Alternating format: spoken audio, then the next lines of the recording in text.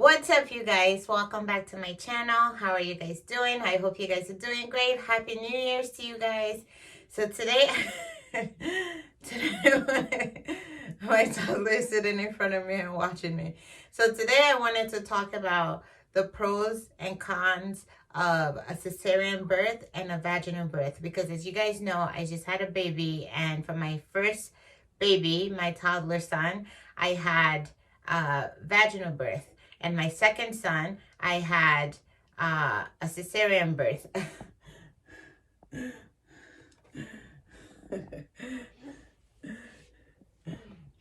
Life of a mom, sitting in my closet.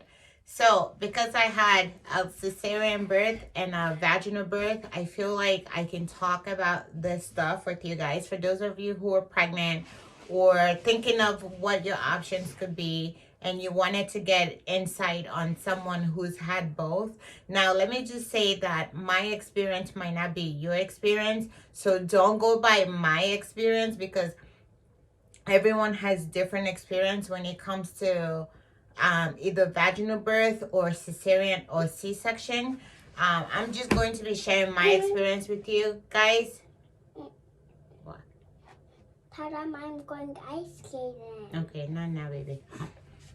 I'm just going to be sharing my experience with you guys, so you guys can basically decide what you think will be best for you. So my experience having a vaginal birth for my first son, it was like the easiest thing. Like, contractions started, and before that I used to walk a lot.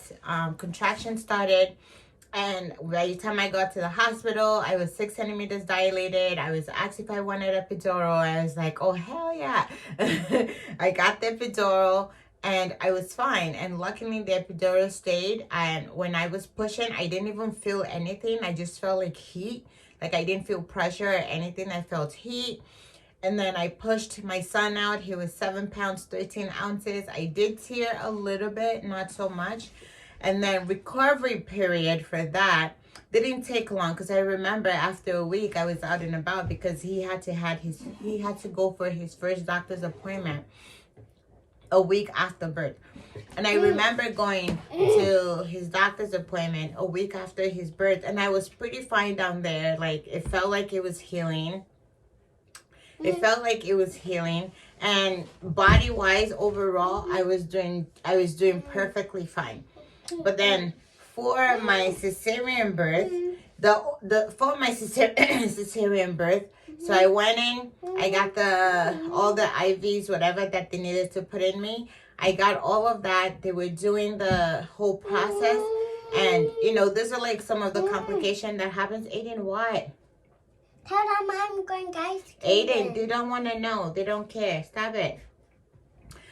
So there's some complications that could happen when you're doing a cesarean birth.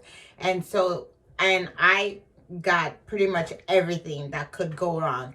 I was feeling sick. I don't know if you've seen my my birth vlog. I was throwing up. And then right after, they put me on the stretcher, I guess, to take me to one of the rooms. I felt this massive headache right like in my head, and like my vision kind of went blur.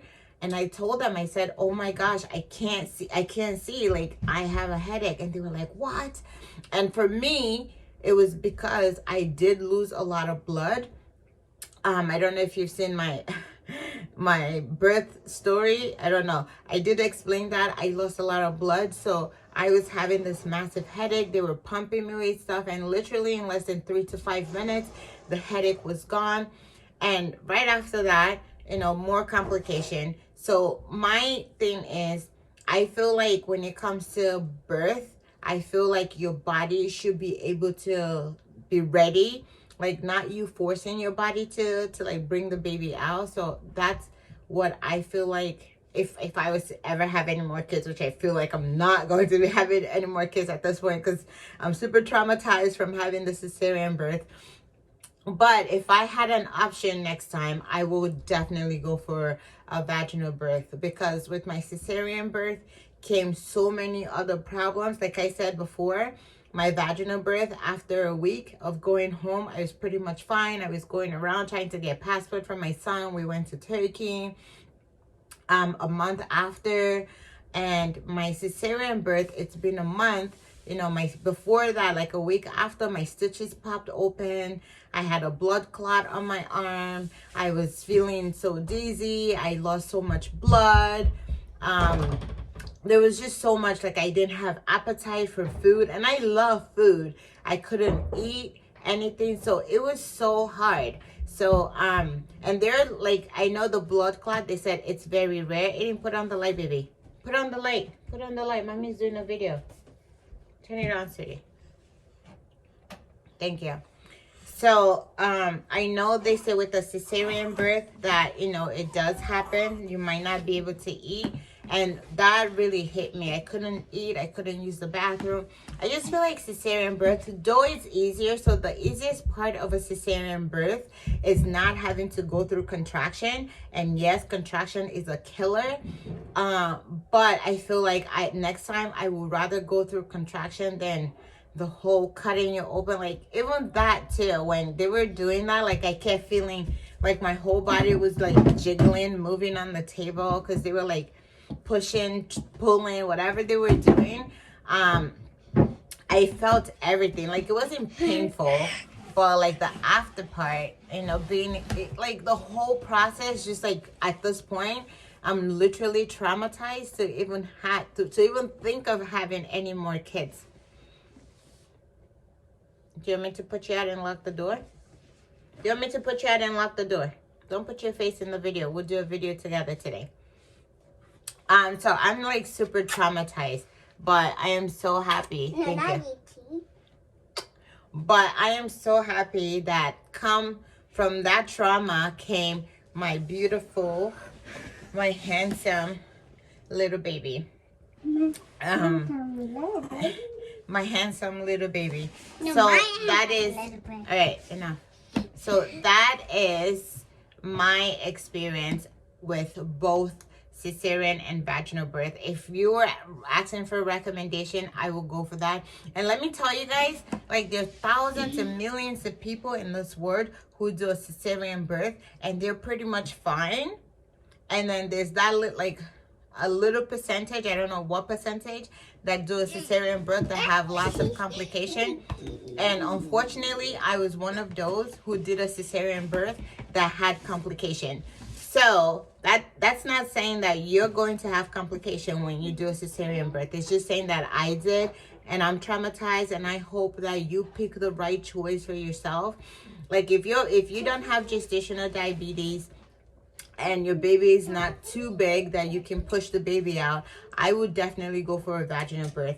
The reason why I went for a cesarean was because ultrasound was scanning my baby to be 9.5 pounds, and my doctors were like, oh God, being bad, oh girl, you cannot push this baby out. Like they were worried about shoulder distortion and just making sure that the baby was going to be okay. So they recommended cesarean.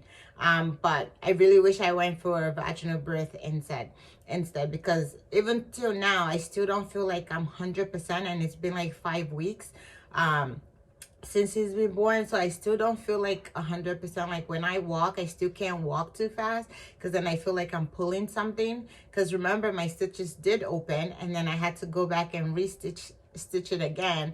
So I hope this video really did help you out to pick the right birth method, if that's what it is. Yeah, so pick the right birth method.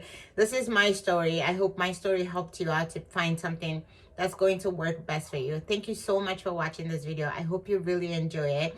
And if you do like videos like this, please don't forget to subscribe, give me a thumbs up, and I will see you in my next video. Thanks for watching. Bye. Happy New Year's again.